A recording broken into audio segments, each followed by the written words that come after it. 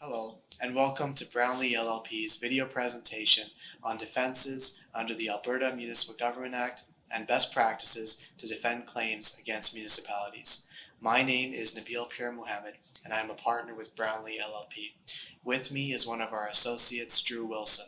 We have both been successful in defending municipalities in trial. We will describe our recommendations for best practices that municipalities can implement to bolster the defense against these types of claims for personal injury and property damage. Let's hear from Drew about his case. I'll be presenting the case of Ellis and Lethbridge, where I successfully defended the municipality at trial. In this case, the plaintiff attended the Dragon Boat Festival held in one of the municipality's parks. This is one of the city's largest events and includes multiple beer gardens. Unfortunately, the plaintiff stepped into a slightly sunken sprinkler head as she was walking in the beer gardens, causing her to fracture her ankle. She sued the city under the Occupiers Liability Act for creating an unsafe environment. The main issue in this case was whether the city was liable for breaching the Occupiers Liability Act, notwithstanding the statutory protections it has pursuant to the Municipal Government Act, specifically Section 530. Section 530 says a municipality is not liable for damage caused by a system of inspection and maintenance, the manner in which this inspections and maintenance is performed, or the frequency, infrequency, or absence of those inspections and maintenance. Another issue in this case was that there were 2,000 sprinkler heads for that park alone, and the city argued that to hold it accountable for one sunken sprinkler head would be essentially holding the city to a standard of perfection. Occupiers are not insurers or guarantors of safety, and while they are expected to keep the premises reasonably safe, they will only be held to a standard of reasonableness, not perfection. The city also argued that it had a reasonable system of maintenance and inspection in place to satisfy an occupier's duty and excuse them from a finding of negligence under the Occupiers Liability Act. The city's system included the park's staff manual, which demanded any sunken sprinkler head observed to be raised by hand. Further, all employees were instructed each morning at tailgate meetings to be vigilant throughout their shift for sunken sprinkler heads and raise them if spotted.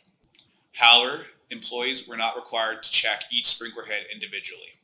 The court disagreed with this argument and found that the city did not meet the required standard of an occupier given the plaintiff fell inside the beer garden area. The court held that this was an area of high foot traffic area and each sprinkler head for that area specifically should have been inspected to ensure it had not sunk. While the whole park may have had 2,000 sprinkler heads total, the beer garden area had much less.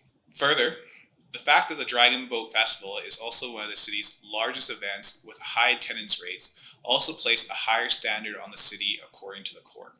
That all said though, the court found that Section 530 of the Municipal Government Act immunized the city from liability under the Occupiers Liability Act. According to the court, Section 530 of the Municipal Government Act provides immunity from liability for damages related to the system of maintenance and inspection it has chosen to implement. So here the court found that the city's system of inspection did not meet the required standard of care under the Occupiers Liability Act. However, this breach of the standard of care arose from the system of inspection and maintenance the city implemented, thereby triggering its immunity pursuant to Section 530.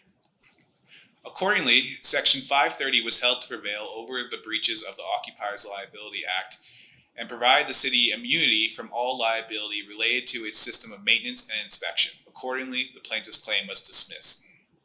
Let's hear from Nabil about his case. I was also successful at trial defending a municipality in the case of Pulkinen and Crow's Nest Pass.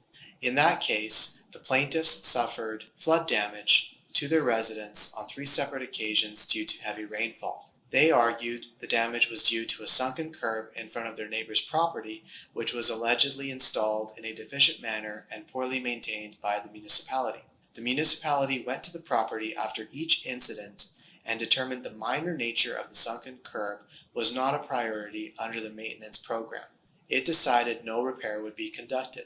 As a result, the plaintiffs sued for property damage from the last rainfall flooding incident. The primary issue in this case was whether the municipality was liable for the sunken curb. The plaintiffs alleged that the municipality had breached its duties under the Occupiers Liability Act for failing to implement a reasonable system of inspection and maintenance. However, the municipality presented evidence about its system of inspection and maintenance. Specifically, the municipality performs an annual assessment under its annual replacement program. This particular curb had been examined before the heavy rainfall incident, but it was not deemed to be in a substantial state of disrepair. There was minimal settlement in the curb, and thus there would be no repair. Each time the curb was inspected, it was always considered minor, and a policy decision was made not to allocate financial resources to its repair. Other areas of the municipality required attention and allocation of financial resources. That decision set up the evidence for a policy defense, for which there is no liability. The court also relied on the Ellis case, described by Drew, and held that various sections of the Municipal Government Act provided immunity to the municipality, including Section 530, which we have previously discussed, and Section 533A, which says a municipality is not liable for damages caused by a curb.